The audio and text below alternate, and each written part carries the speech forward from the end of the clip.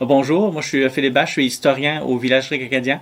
Et puis aujourd'hui dans la présentation, on va vous présenter tous les services qu'on offre aux élèves de la maternelle à la 12e année et puis aussi au personnel enseignant. Alors on va vous présenter d'abord ce que moi je propose comme différentes conférences lorsque je vais dans les écoles. Je me déplace partout dans les écoles de la province du Nouveau-Brunswick. Et puis je vais vous présenter ce que je peux faire de la maternelle à la 12e année. Donc il y a plusieurs différentes conférences selon les niveaux.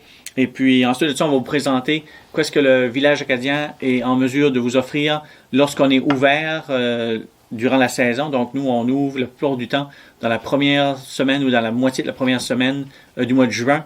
Et on est ouvert évidemment jusqu'à la mi-septembre, donc à la fin de l'année scolaire et au début de l'année scolaire. Donc lorsque tout le personnel est encore sur place dans les maisons, donc vous pouvez venir visiter. On peut offrir des choses. Et puis, le site est fermé, mais le site est toujours là quand même. Donc, durant l'automne et l'hiver, c'est déneigé. Donc, on peut aussi vous offrir différentes choses pour c'était la saison durant l'hiver. Fait que c'est ça qu'on va voir dans les prochaines minutes. Alors, cette présentation-ci, c'est sur les métiers d'autrefois parce que dans le curriculum de certaines grades, ça peut les plus petits niveaux comme les intermédiaires, on présente les métiers traditionnels. Alors, au village acadien, on va jusqu'à les années 1940-1950. Alors, je présente les métiers qu'on avait à l'époque. Alors, j'essaie de montrer aux enfants qu'est-ce que les métiers d'aujourd'hui par rapport à ceux d'autrefois. Et puis, j'essaie de leur faire dire qu'est-ce qui était le métier qui était le plus répandu à l'époque. Et puis, c'est celui de fermier. Alors, à l'époque, lorsque je vais en classe, j'ai une boîte, puis dans ma boîte, il y a d'autres boîtes, ça fait que je capte leur imagination avec ça, ils veulent savoir qu'est-ce qu'il y a dans les boîtes. Et puis là, j'ai mes petits pots que j'utilise pour montrer qu'est-ce qu'on avait en agriculture ou dans différents domaines. Fait que là, lorsqu'ils ont trouvé que c'est le fermier qui était le cultivateur, qui était le métier le plus répandu, là, je leur montre qu'aujourd'hui, on a encore du blé d'Inde, les pois, c'était des choses qu'on cultivait, les fèves, la sarguette, je leur fais sentir la sarguette. Il n'y a aucun enfant qui aime l'odeur de la sarguette, mais ça les fait rigoler. On a de la farine, donc là, on fait cultiver de la farine avec la farine. Le blé pour avoir la farine. Puis là, je passe avec le lin et la laine. Donc, la laine, je leur fais toucher qu'est-ce qui est la laine du temps. Fait que là, je t'explique qu'on a des animaux. Le fermier s'occupe des champs et des animaux. Fait que ça, c'est le métier le plus répandu de l'histoire, en tout cas de notre époque. Et puis, ensuite, il y a le pêcheur. Et puis, il y a bien d'autres métiers. Fait que là, j'ai d'autres items que j'utilise pour montrer que le menuisier, par exemple, qui travaille le bois, aurait pu fabriquer des objets de bois. Là, on a un mortier pilon. Il aurait pu construire des bateaux, construire des maisons. Le forgeron, je leur montre des forces. On tondait la laine du mouton avec ce site. Donc ça peut briser, ça peut être réparé par le forgeron, qui est un métier à l'époque, qui peut être comparable à d'autres métiers aujourd'hui. Le forgeron, il utilise du charbon, fait que je leur montre du charbon. Le charbon qui est donné par le Père Noël si vous êtes méchant ou pas un bon enfant, fait que là, ça les fait rire un petit peu. Ils veulent tout toucher le charbon, c'est sale, fait que ça leur salit les mains un petit peu. Puis ensuite, je parle aussi de le métier d'enseignant, parce que je suis avec un enseignant ou un enseignant. Fait que là, je leur fais écrire sur l'ardoise. Des fois, je l'utilise, des fois, je l'utilise pas, mais j'utilise parfois. Et puis, un autre métier, par exemple, c'est celui de ferblantier, celui qui fabrique des objets en fer blanc. Donc, ça, c'est une tasse à boire. Et puis, ça, c'est le fer qu'on aidait à soudre. On appelle ça taquer, nous autres, à soudre tous les morceaux ensemble. Fait ça, c'est brièvement un peu ce que je fais avec les métiers traditionnels.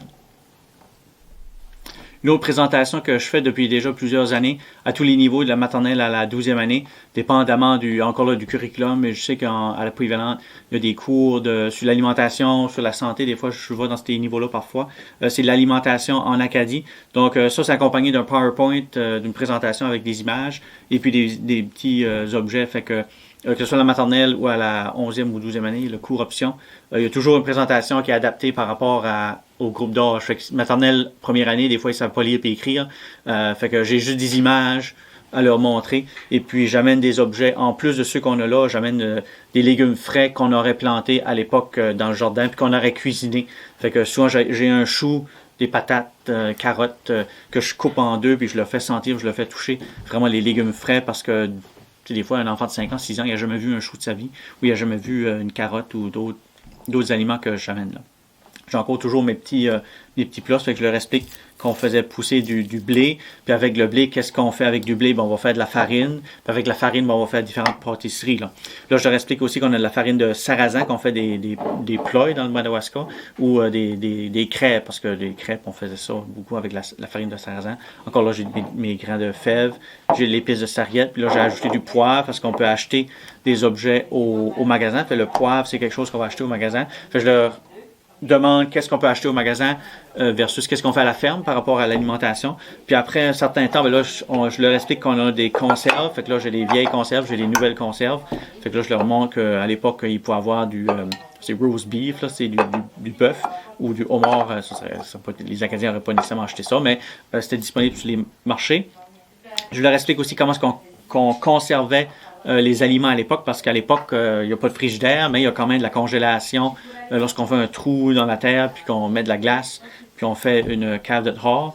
Donc, il y a cette façon-là de conserver les aliments. Je leur explique comment est-ce qu'on conserve la viande aussi, tous ces genres de choses-là.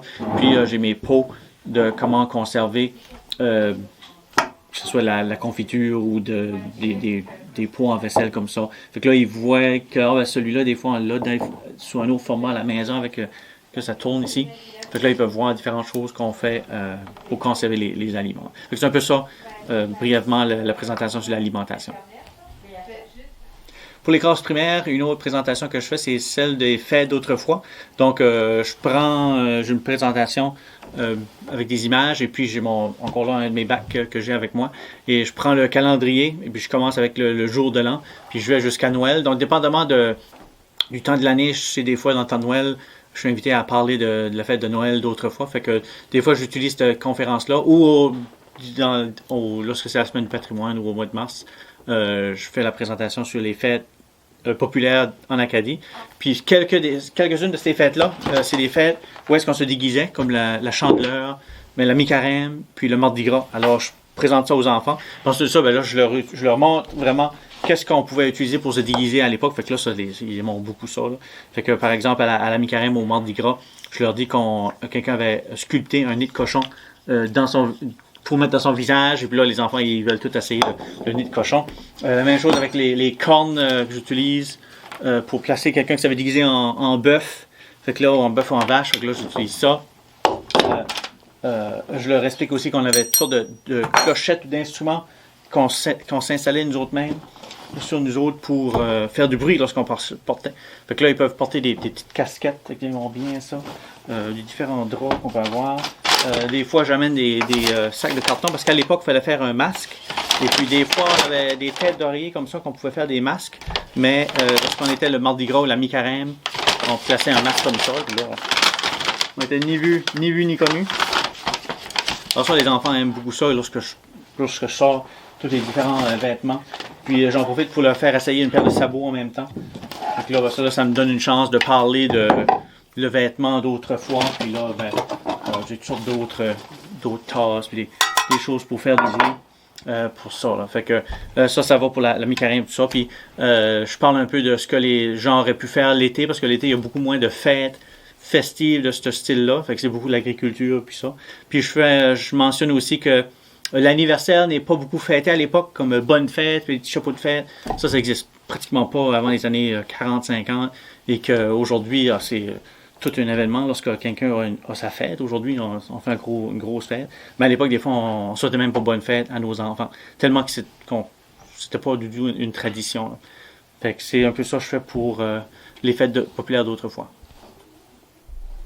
Présentation que je fais probablement pour les 3e à 6e année, peut-être 7e, 8e année. C'est une présentation sur la vie des enfants et des adolescents d'autrefois. Encore là, c'était une demande qui m'avait été venue d'une école, d'un enseignant ou d'une enseignante pour montrer comment est-ce que les jeunes vivaient à l'époque comparativement à aujourd'hui. Alors, j'ai pas d'objet durant la présentation, mais j'ai beaucoup de photos que je leur montre, comparer les familles d'autrefois avec les familles d'aujourd'hui. Les enfants sont toujours surpris par une photo que je commence avec, ou une des premières photos. C'est une photo, je pense qu'ils sont 16 ou 17 enfants. Puis là, on compare les grandes familles d'autrefois, puis avec ceux-là d'aujourd'hui, encore là, il y a plusieurs parents ensemble qui gèrent une famille. Alors, les enfants sont toujours intéressés par ça. Et puis ensuite, je leur présente qu'est-ce qu'étaient les tâches que les enfants faisaient sur la ferme. Là, je leur explique qu'est-ce qu'était la vie d'un enfant sur la ferme, parce qu'à la plupart du temps, les enfants grandissaient sur une ferme. Alors, je leur demande où est-ce qu'eux vivent, s'ils sont en ville. Des fois, ils vivent dans un appartement. Alors, c'est ceux qui n'ont pas d'animaux, ou s'ils ont des animaux, c'est des chiens ou des chats, mais ils n'ont pas de poules, de cochons et de vaches. Et puis ensuite, je fais une petite partie sur l'école d'autrefois. Et puis ensuite, je termine avec les jeux et les jouets et les loisirs que les enfants pouvaient avoir. Mais évidemment, dans les années 1800, il n'y en a pas tellement parce que on n'a pas les moyens nécessairement d'avoir des véritables objets. Alors, on s'amuse avec des planches ou des objets qui traînent un petit peu partout autour de la maison. Et puis, dans les années 1900, ben là, ça change un petit peu. Et puis là, je fais introduire, par exemple, la bicyclette ou le vélo, que c'est un moyen de transport au début, c'est pas un loisir. Puis à la longue, là, ça va devenir un loisir. Puis là, je leur explique certains jeux qu'on peut jouer à la balle si on avait la chance d'avoir une balle. Ou des fois, on utilisait juste un bout de laine. Je parle un petit peu du hockey. Alors là, il y en a tout le temps qui est au courant que la rondelle de hockey, c'était une bouse une crotte dans le fond de cheval écrasé. Là, il y en a qui savent ça, là, qui sont dégueulasses. Là, je leur explique ce qu'étaient les anciens équipements de hockey qui étaient faits maison, parce qu'il y en avait qui étaient faits maison, tandis qu'il y en a d'autres qui étaient chanceux qui pouvaient en avoir deuxièmement ou qui n'achetaient au magasin dans le plus rarement. Et puis je vais jusqu'à les années, les enfants de 5 ans, 10 ans, 20 ans passés, c'est de l'histoire ancienne pour eux autres. Fait que je vais jusqu'à quand même assez récemment pour l'histoire des enfants et des adolescents d'autrefois. Je pense que je vais jusqu'à les années 60-70 pour leur montrer quoi c'était. Années 70, c'est l'histoire ancienne pour eux autres, là, les enfants de 10 ans. Là. Fait que là, je présente leur vie jusqu'à des années 70. L'école d'autrefois, c'est une présentation que je fais depuis quand même quelques années. Et puis, ça m'avait été demandé par des enseignants qui s'intéressaient à ça parce que c'est dans le curriculum du niveau primaire. Et puis, je le fais jusqu'à n'importe quel niveau. Et puis, je présente vraiment qu'est-ce qu'était l'école à l'époque. Donc, je présente qu'est-ce qu'était physiquement l'école. S'il y en a qui ont visité le village historique acadien, il y en a qui se rappellent un peu qu'est-ce que ça ressemble. Fait que là, je leur demande de m'expliquer un peu qu'est-ce qu'était la petite école qui est juste, dans le fond, une pièce. Et étant donné que souvent je suis dans une classe, ben là, je leur montre la classe que vous êtes dedans, ça s'arrêtait de première année à huitième année. Là. Puis là, je leur explique comment c'était le fonctionnement d'une école à l'époque, qui était souvent juste une enseignante pour tout le groupe au complet, de 1 à 8. Et puis que c'était des plus petites écoles, donc ils allaient moins loin. Donc, dépendamment de la région où est-ce que je suis, j'essaie de connaître des petits villages tout autour. Là, je leur dis qu'il y aurait eu une école par village et non pas juste comme une école dans le plus gros village du district dans le fond. Et puis je leur explique ça. Et puis je leur montre aussi les ardoises qu'on a ici pour qu'ils puissent écrire. Fait que, à la fin de la présentation, je leur montre des petites craies de tableau, pas de tableau, mais les petites craies qu'ils avaient. Puis il y avait des craies de tableau des fois qu'on peut écrire dessus, mais ça écrit mieux. Fait que là, je peux écrire là-dessus un peu. Je sais pas si vous voyez comme il faut là. Mon nom, là, ouais, quand même bien. Il y en a des fois qui forcent, qui font. J'ai encore tout plein de signatures d'élèves là, qui sont encore là-dedans. Fait qu'ils aiment beaucoup ça, quand ça vient à écrire les ardoises. Et puis je leur présente aussi toutes sortes de manuels qu'on a qui datent, les plus vieux datent peut-être de fin 1800. Puis le plus récent, c'est un cahier de sciences naturelles de 1953. Là. Fait que là, je leur montre tous les manuels qu'on a. Je leur dis qu'il y en avait beaucoup qui étaient en langue anglaise, le Speller, le Learning to Speak and Write, History of New Brunswick. Je leur montre quelques manuels en français. Je leur dis qu'est-ce que il y a le premier livre, là j'ai le deuxième livre, le troisième livre, puis le quatrième livre qui était de 1 à 8. C'était ça l'enseignement de 1 à 8. Le premier, le deuxième, le troisième, le quatrième livre. Tu avais juste 4 livres pour 8 années scolaires. Là. Puis, mais tu avais d'autres livres pour d'autres matières. Là. Alors, ça, ils voient ça. Puis, j'ai des fois les concours. Des fois, il y avait ceux qui allaient dans les couvents, dans les collèges, pouvaient recevoir un livre comme cadeau, qui était un grand cadeau à l'époque, parce qu'on n'avait pas toujours des livres comme aujourd'hui, dans le fond, à portée de la main. C'est un peu ça pour la présentation sur l'école d'autrefois. Pour les niveaux, je dirais troisième année et plus, je fais des fois une présentation sur l'histoire de l'Acadie parce qu'on me dit des fois qu'il y a certains niveaux qu'on ne voit pas du tout ce sujet-là, puis qu'on aimerait de toucher le sujet de l'histoire de l'Acadie, que ce soit en 5 ou en 6 ou en 7e année. Là. Et puis, donc là, je fais une histoire de l'Acadie encore là avec une présentation avec des images. Et puis, j'ai des fois des vieilles images que j'utilisais, comme par exemple les débuts de l'Acadie en 1604 avec les relations avec les Autochtones et puis les peuples, les Mi'kmaq, tout ça.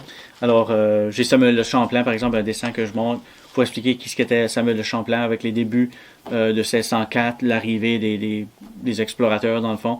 Puis, après ça, les familles acadiennes dans les années 1630, 1640 vont arriver. Souvent, je fais une liste des noms de familles acadiens qui étaient là avant 1755, parce qu'après 1755, donc après la déportation des Acadiens, le grand dérangement, il y a beaucoup d'autres familles qui vont s'ajouter à la région. Là. Fait qu'il n'y a pas juste des Acadiens qui viennent de 1755. Fait que là, je le demande s'il y en a qui connaissent un peu la déportation, le grand dérangement. Il y en a qui savent, il y en a qui ne savent pas. Je leur montre des images de personnes comme Bois-Hébert qui étaient impliquées là-dedans. Ensuite de ça, là, je parle des années 1800, tout le développement de l'Acadie, la pauvreté, les choses qui se sont passées, c'était pas tout le temps rose, là, disons, ce qui s'est passé dans l'histoire de l'Acadie. Puis éventuellement, j'arrive avec la fondation des collèges, puis l'éducation, puis tout ça, puis la fondation du premier journal acadien, par exemple, que nous, on a une réplique ici du bâtiment du Moniteur acadien qui était à Shediac. Donc là, je leur montre un vrai journal, comment c'était fait. Là, je leur explique un petit peu comment c'était fait un journal dans le temps. Fait que là, je le plie, je le déplie, je leur explique tout comment c'était tout fait le petit montage. Des fois, il y en a qui aiment ça, vous venir voir après la présentation, qu'est-ce que ça a de l'air. Puis ensuite, là, je parle de l'adoption du drapeau acadien puis des symboles de l'Acadie, donc évidemment le drapeau acadien. Fait que je fais adopter le drapeau par les enfants. Fait que j'ai pas un petit drapeau comme ça, mais j'ai un drapeau, le vrai drapeau, une reproduction du vrai drapeau qui est l'original et au musée acadien de l'Université de Moncton. Fait que nous, on a une reproduction ici. Fait que j'utilise ça.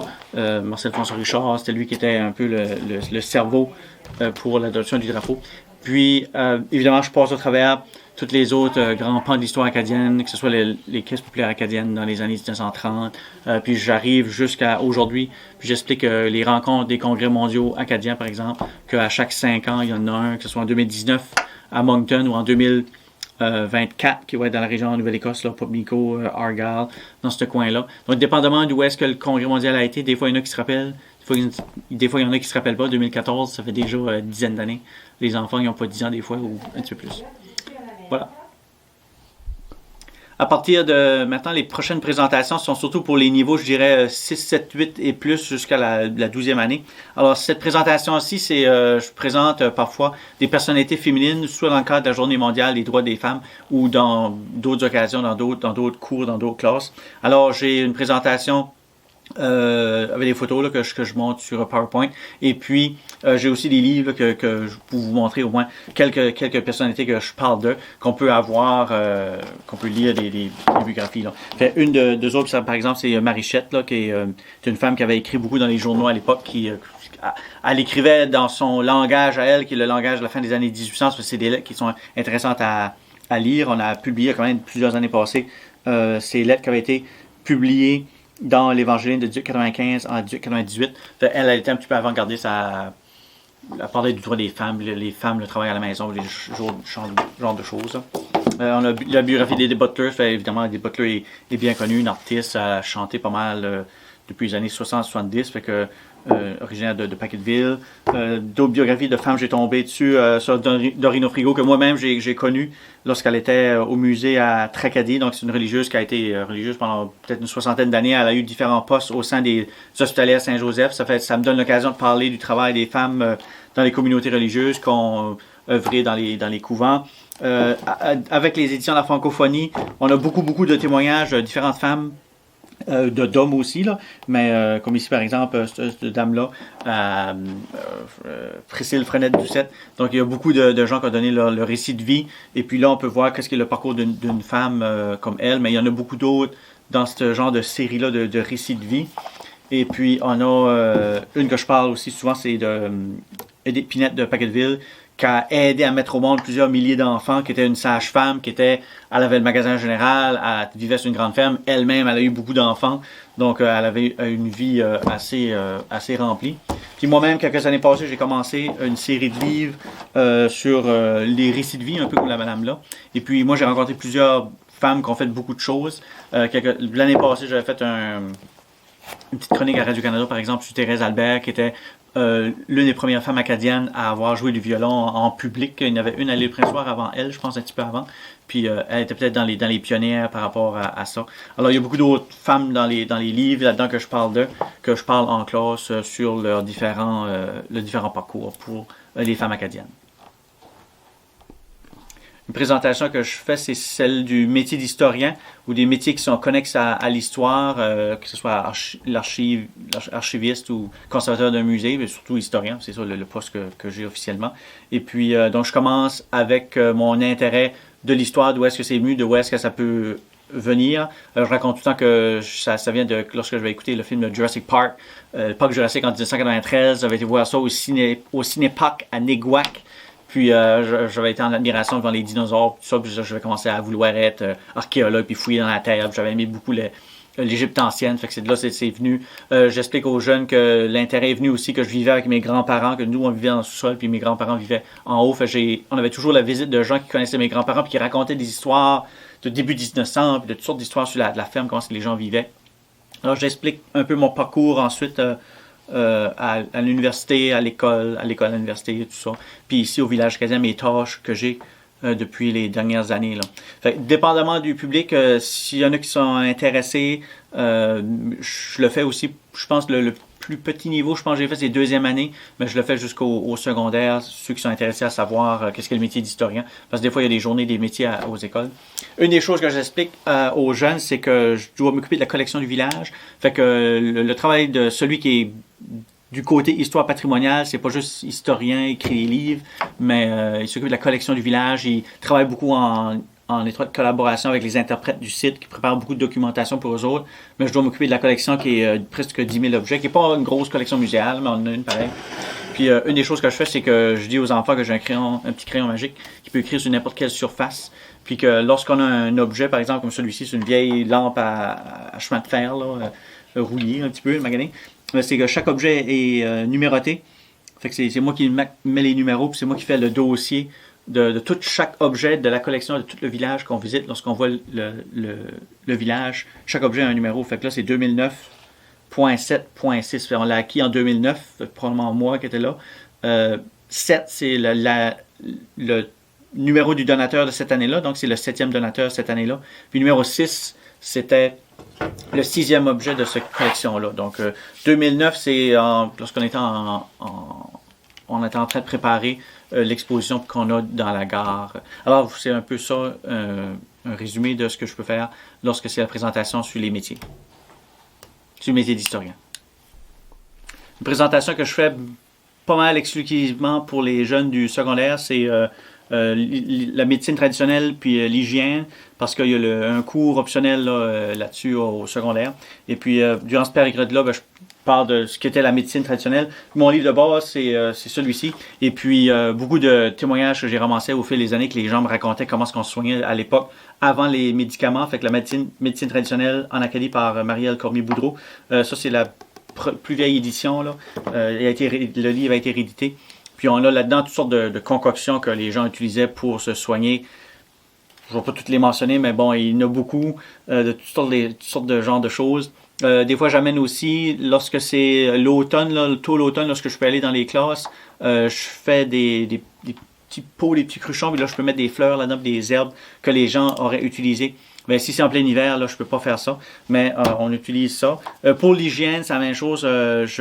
C'est avec des témoignages que j'ai entendu, là, que je raconte comment les gens se lavaient ou se lavaient pas, ou comment est-ce qu'on faisait notre propre savon à l'époque. Ou tu sais, j'explique que dans les années 1800, on aurait juste lavé 2-3 fois par année, puis que dans les années 1900, lorsqu'on a des cuves, puis de l'eau avec des pompes à bras à l'intérieur, ben là, on peut se laver peut-être une fois par mois, ou ça devient une fois par semaine.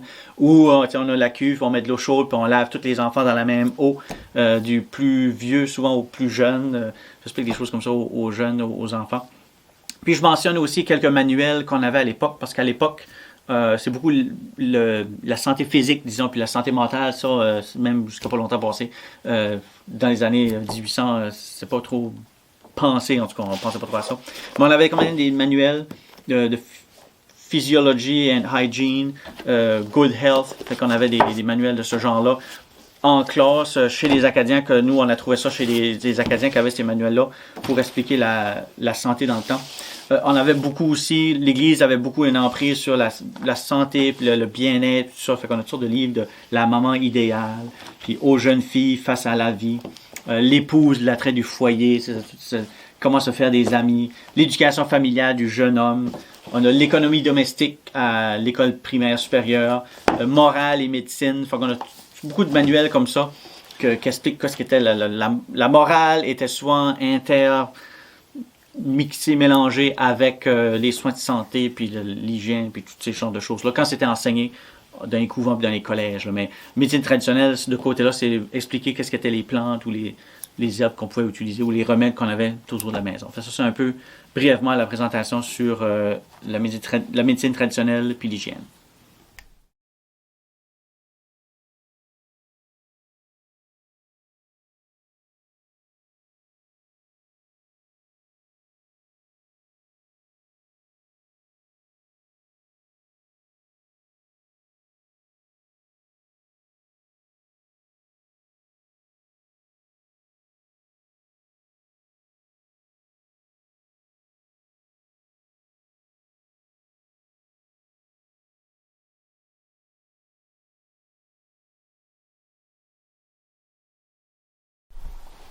On se retrouve maintenant à l'école du village pour parler de certains ouvrages, certains livres qu'on peut utiliser en classe, soit que les élèves peuvent lire eux-mêmes ou soit que les enseignants peuvent utiliser pour leur enseignement en classe, que ce soit pour n'importe quel grade, pour l'histoire de l'Acadie. Fait que là, j'ai quelques livres sur l'histoire de l'Acadie, justement de Nicolas Landry, puis Nicolas, qui celui-ci date d'une vingtaine d'années passées, mais ils l'ont republié quelques années passées, une réédition, ça fait que c'est vraiment l'histoire de l'Acadie comme manuel de référence, là, vraiment, et non comme un livre de lecture pour enfants.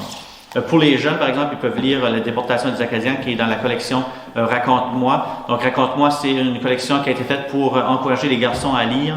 Et puis, André-Carl Vachon, qui est un auteur historien, a publié beaucoup de livres. Donc, ses livres à lui, ses autres livres à lui sont intéressants. Celui-ci te raconte 10 extraits concernant le grand dérangement dans différentes régions de l'Acadie. Donc, on peut lire ça. C'est des romanciers basés sur les faits qui se sont arrivés. Donc, c'est une lecture qui est quand même bien pour les jeunes. Un autre manuel qui a été fait pour je pense, les 5 à 8e années, Sylvain Godin avec Maurice Basse, qui ont publié l'histoire des Acadiens du Nouveau-Brunswick. Donc, ça, c'est la version anglaise, mais il existe la version en français. Donc, vous pouvez lire ça, puis c'est imagé avec des textes, puis des colonnes à côté, puis il y a des questions, des choses du genre qu'on peut utiliser en classe. Les élèves sont peut-être intéressés de savoir qu'il existe aussi un dictionnaire français acadien. Donc ça, c'est la version, je pense, la 2e édition, mais il a été réédité l'année dernière ou peut-être avant le 2018-2019 là-dedans. Et puis, donc, c'est tous les termes qu'on utilise en Acadie qui sont rares ou des fois qui ont été empruntés ou qui existent encore de la langue française. Donc, on peut avoir ça. Donc, c'est quand même épais de Yves Cormier. Donc, toutes sortes de mots acadiens qu'on peut utiliser. Georges Orson a sorti 3 petits livres quelques années passées, dont celui de Noël en Acadie. Donc, si jamais vous voulez parler des fêtes d'autrefois, souvent des fois dans le temps de Noël, les enfants ils aiment bien ça, parler de Noël d'autrefois. Donc, ça couvre toute l'Acadie au complet. Donc, vous pouvez aller vous référer à ce livre-là pour les différentes fêtes. Et puis, les jeunes aussi peuvent lire sur l'histoire de l'Acadie des différentes régions, si vous voulez présenter les différentes régions acadiennes du Nouveau-Brunswick ou même eux ont été inspirés par tous les auteurs pour la bande dessinée Les aventures de Winifred. Donc, c'est Winifred qui fait comme un concours de chansons, puis il gagne un concours de chansons. Puis là, il va parcourir toutes les régions acadiennes. C'est un peu ça pour les livres, pour ces livres-là. Parmi d'autres livres que vous pouvez utiliser, surtout lors des fêtes du patrimoine, par exemple, j'ai souvent des demandes d'informations que les élèves cherchent quelque chose sur des sujets en histoire acadienne ou en histoire du Nouveau-Brunswick lors des fêtes du patrimoine qui veulent faire des petits projets. Alors, il y a sur la cuisine, sur la médecine traditionnelle en Acadie, Marielle Cormier-Boudreau a sorti 2 livres que nous, on utilise ici au village acadien avec la cuisine traditionnelle en Acadie surtout. Et puis, on a même une page YouTube vous pouvez aller voir des différentes recettes qui s'appelle la popote acadienne qu'on a faites à partir d'ici au village acadien, qu'on utilise nous autres sur le site. Donc, dépendamment des régions et les époques, on modifie un petit peu les recettes.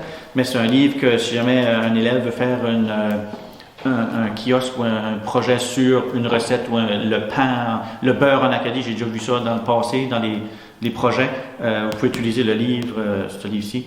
Encore là, il a été réédité plusieurs fois. Celui-ci, c'est une vieille version qu'on a au village. La même chose avec la médecine traditionnelle en Acadie. Une source d'information qu'on a beaucoup également, c'est qu'on pense pas tout le temps, c'est toutes les revues d'histoire, des sociétés d'histoire en Acadie.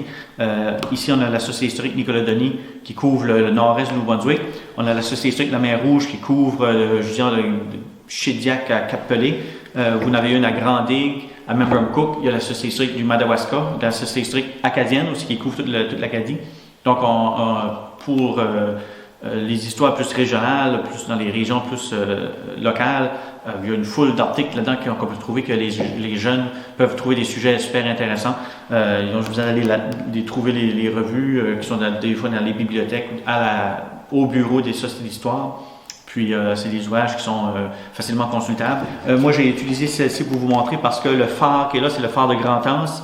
C'est justement 2 élèves qui avaient fait un projet sur le phare de Grand-Anse. Et puis, lorsque j'ai vu le projet, je leur ai dit de prendre les éléments puis de publier ça. Fait que c'est 2 jeunes filles de l'école de Grand-Anse, Léon Legrélé, qui ont eu leur article de publier dans la revue. Parce que je trouvais ça intéressant que personne n'avait fait ce sujet-là. Puis, eux autres ont été publiés. Puis, juste un dernier qui est sur les pêcheries, que encore là, on peut avoir toutes sortes d'informations pour les projets patrimoine en pêche, par exemple. Les pêcheries de la péninsule acadienne par Clarence Loreton. Donc, un autre ouvrage qu'on peut consulter.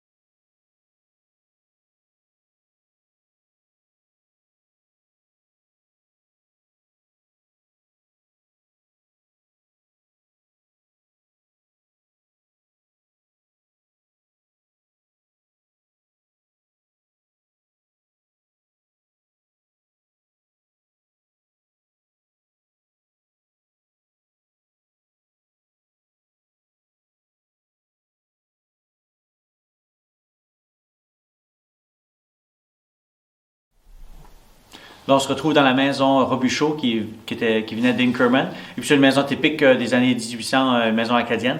Donc, lorsqu'on fait la visite régulière au village acadien avec les groupes scolaires au mois de juin et puis au début, au mois de septembre, des fois, on a des groupes. Vous allez voir toutes les différentes maisons où est-ce qu'on interprète l'histoire quotidienne des Acadiens et des Acadiennes. Donc, ici, par exemple, on fait la démonstration de la laine. Donc, c'est pour ça que j'ai sorti mes cartes. Puis, on fait toutes les étapes de la laine.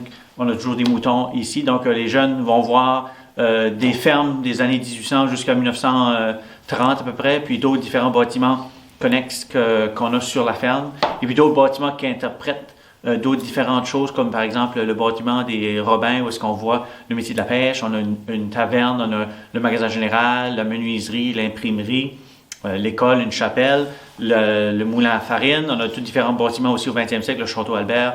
On a le garage Irving avec les différentes voitures, le ferblantier, cordonnier, encore d'autres différentes maisons. Donc, les jeunes peuvent voir beaucoup de choses sur le site lorsque c'est ouvert à pleine capacité. Aussi, lorsqu'on sait qu'il y aura des groupes scolaires durant la journée, on va faire des animations de surplus. Donc, par exemple, ici à la maison Robichaud, on fait des démonstrations de qu'est-ce qu'était le sourcier pour trouver une source d'eau, ou on va faire une foulerie qui est foulée, une étoffe de laine pour pas qu'elle ratisse dans le lavage. Donc, on va montrer ça aux jeunes, des choses plus dynamiques qu'on ne fait pas régulièrement dans le village. Donc, ça, c'est des surplus.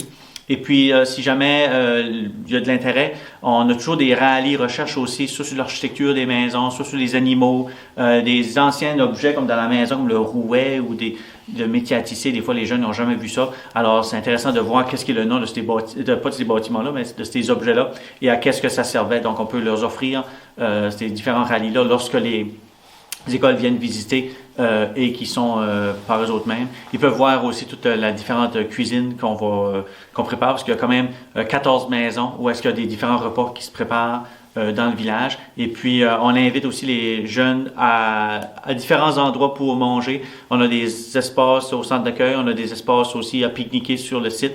Et puis, ils peuvent manger à l'extérieur au relais 1 ou au relais 2, puis à la force du 20e siècle. Donc, on essaie de prévoir tous les besoins que des différentes classes lorsqu'ils viennent visiter le village acadien pour la visite régulière durant notre saison d'opération.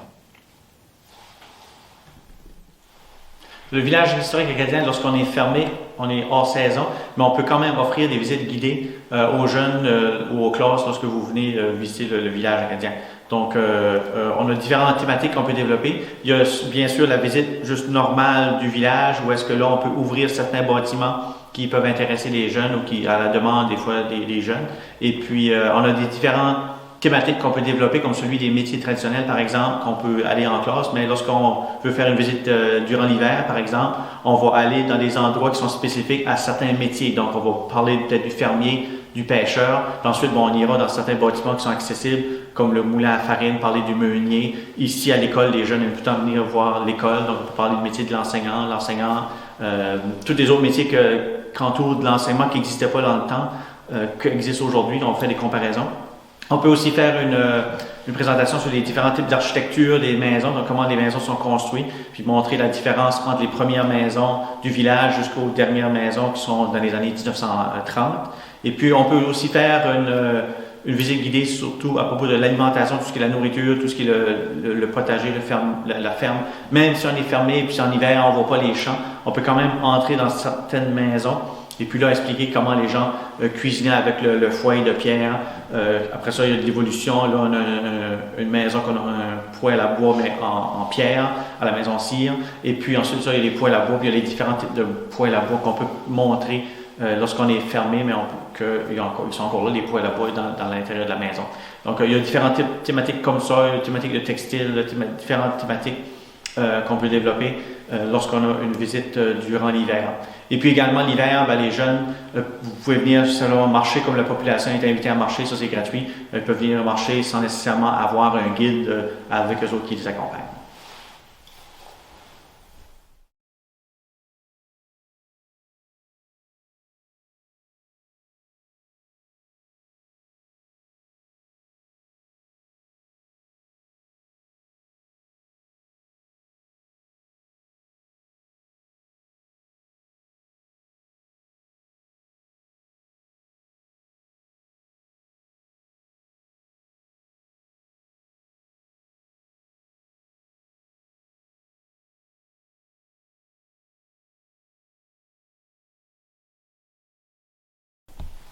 Merci d'avoir été à l'écoute pour nos programmes scolaires et éducationnels.